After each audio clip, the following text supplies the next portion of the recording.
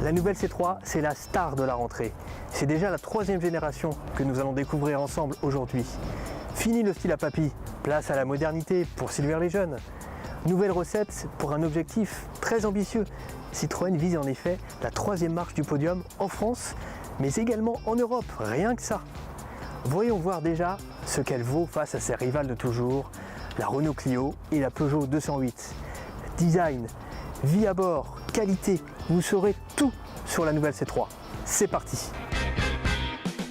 Tout change à l'extérieur.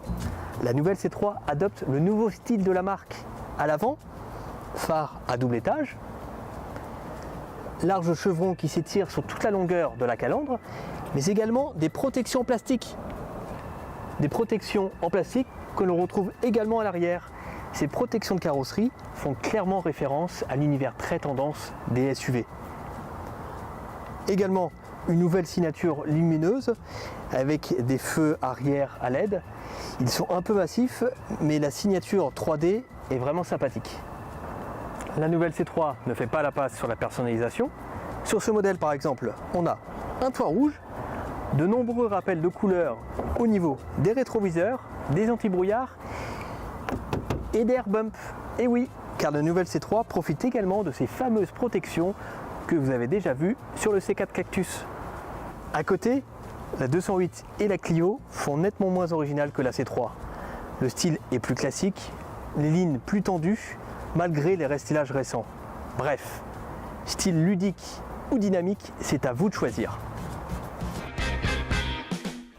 Bienvenue dans la nouvelle C3. À bord, la première impression est vraiment positive. La position de conduite est bonne, les sièges sont confortables, il y a de nombreux rangements et en plus, il y a même une fixation Isofix pour installer un siège bébé sur la place avant, ce que n'offrent pas ces deux autres rivales. La planche de bord est traitée à l'horizontale, tout est symétrique. On remarque immédiatement cet écran tactile de 7 pouces. Il est implanté un peu bas et c'est bien dommage car c'est lui qui contrôle toutes les fonctionnalités de la voiture. La ventilation, le GPS ou encore la radio. Il y a aussi des gadgets inexistants chez ces deux rivales. Cette petite caméra par exemple permet de filmer la route. Vous appuyez sur le bouton et vous démarrez l'enregistrement. Les images peuvent ensuite être diffusées sur les réseaux sociaux. Ça, les jeunes vont kiffer, c'est sûr. Bref, Citroën a tout bon, sauf sur le plan de la qualité perçue. Les plastiques sont trop durs à l'intérieur et en plus ils côtoient des éléments plus qualitatifs comme ces poignées de porte. Le résultat n'est pas assez homogène et sur ce point la C3 est loin d'égaler le niveau de finition d'une 208. Même constat dans la Clio qui a bien progressé depuis le restylage. À l'arrière, on est mieux installé que dans l'ancienne C3. La place aux jambes est un peu juste. Cela dit, c'est pas si mal pour une citadine de moins de 4 mètres. Et sur ce point, les Clio et 208 ne font pas mieux. Le coffre est vraiment spacieux pour ranger une valise ou des objets du quotidien. Par contre, la C3 souffre du même défaut que ses deux rivales. Le seuil de chargement est un peu haut et cela est vraiment pénalisant pour charger des objets lourds, comme ce pack d'eau par exemple.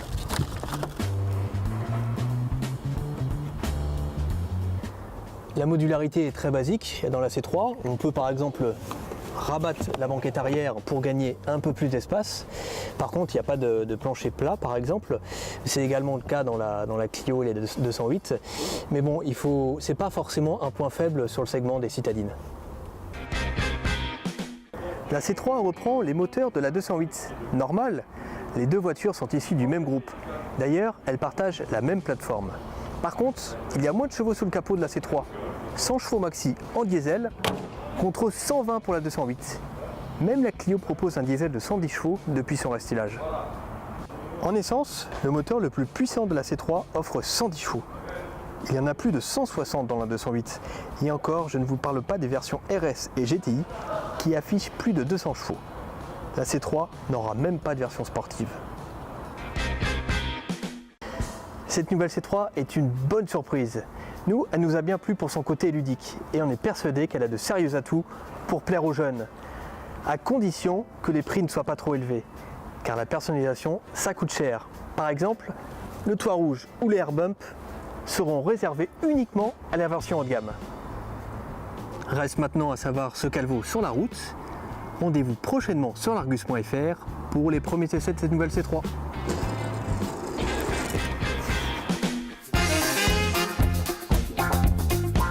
Vous pouvez par exemple rabattre la banquette arrière pour gagner un peu plus d'espace. Putain, attends, cette ceinture me fait chier.